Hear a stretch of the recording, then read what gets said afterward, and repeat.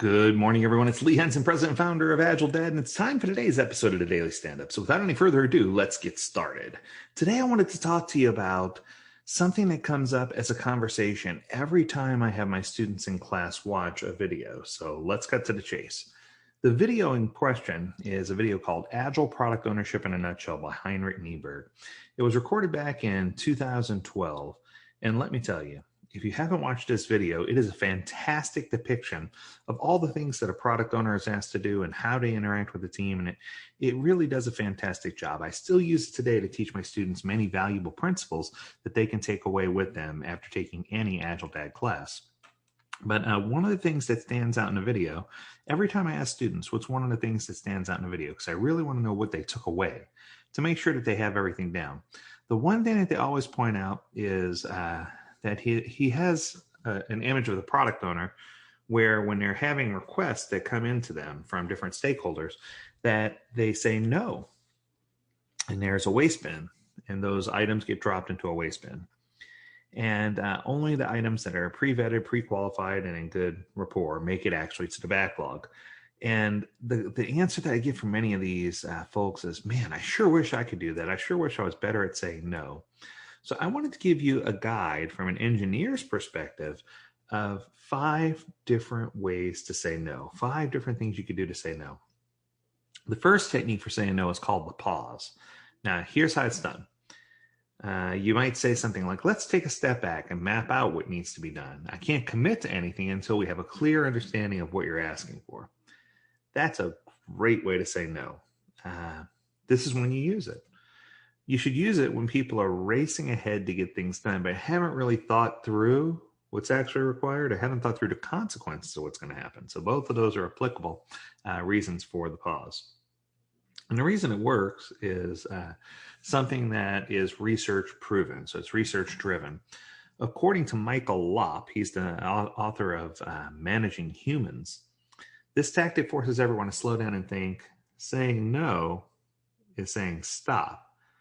And in a valley full of people who thrive on endless movement, the ability to strategically choose when it's time to stop is a sign of a manager willing to defy normal convention.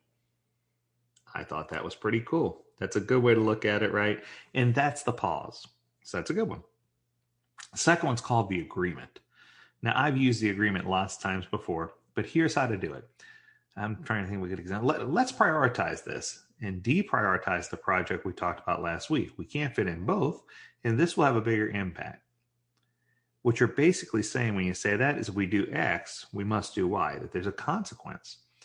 This is often used when the core idea is good, but project timelines are shifting, things are changing, and you're being asked to pivot or adjust. So another, once again, data-driven proof.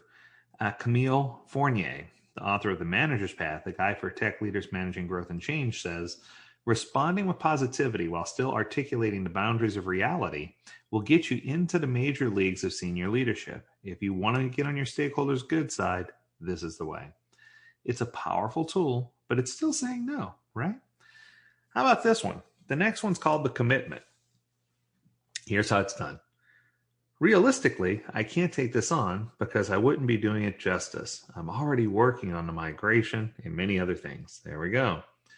So you're letting people know that you're already committed to other tasks. This is when you use this when you have too many things on your plate and you just won't be able to dedicate the time needed to really do a fantastic job.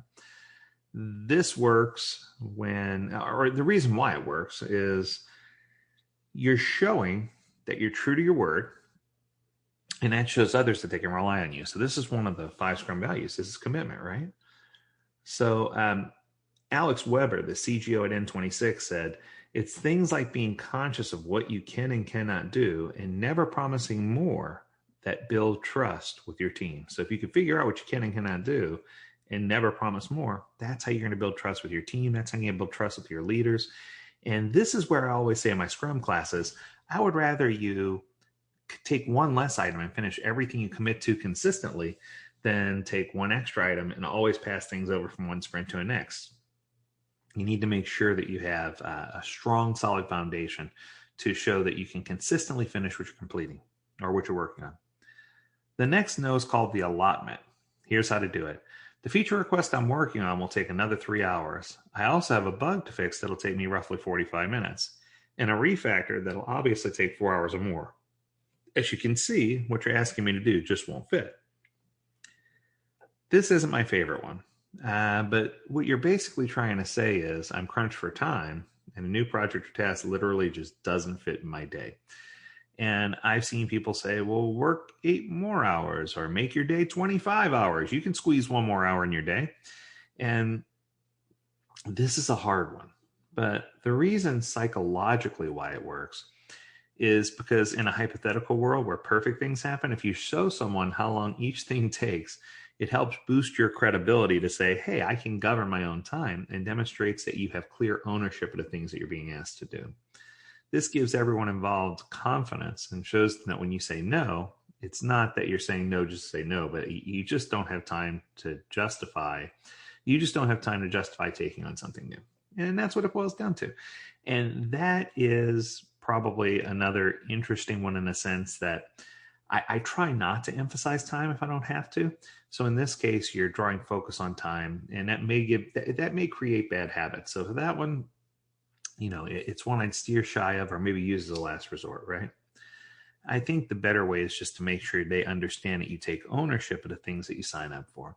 And finally, the twist. Now, here's how to do it. I think that's a good idea, but it doesn't fit in the roadmap as it is. What if it looked like this? Okay, so now what you're doing is reinforcing that someone's idea is a great idea. You're reinforcing that's a good idea to get on this. And you're reprogramming or regenerating the pivot. I like this one. I use this one a ton. What's being asked of you, when what's being asked of you is realistic, this is the one you want to use. And you want to get to the root of the idea and figure out the why behind the what. This is the right one. So the reason this one works is it helps your team see new possibilities instead of getting caught in one-size-fits-all spandex solution, right? So Stephen Robbins, Steva Robbins, the co-founder of FTP Software said, questions engage others and reveal more innovative solutions. Don't be afraid to ask the wrong question. I always tell my students that there's no such thing as a wrong question, that whatever question you ask is the right question, because at the time, that's what's driving your curiosity. And curiosity driven is what drives innovation. And innovation is what drives massive improvements to products or services that we build. Well, I hope you enjoyed today's episode of the Daily Stand-Up about saying no. I could call it the Meghan Trainor episode. My name is no. My sign is no. My number is no. You need to let it go, right? But this has been just a fantastic opportunity. As always, we encourage you to tune in to the other episodes of Daily Stand-Up. There's over 200 other episodes out there. We'd love to have you listen to all of them. And give us some feedback. Give us some comments. You can send your comments and feedback to learn more at AgileDad.com. Or you can visit AgileDad.com where you can learn more about this topic and many others. As always, we encourage you to stay healthy, stay well, and stay agile, my friends. Until next time, do take care.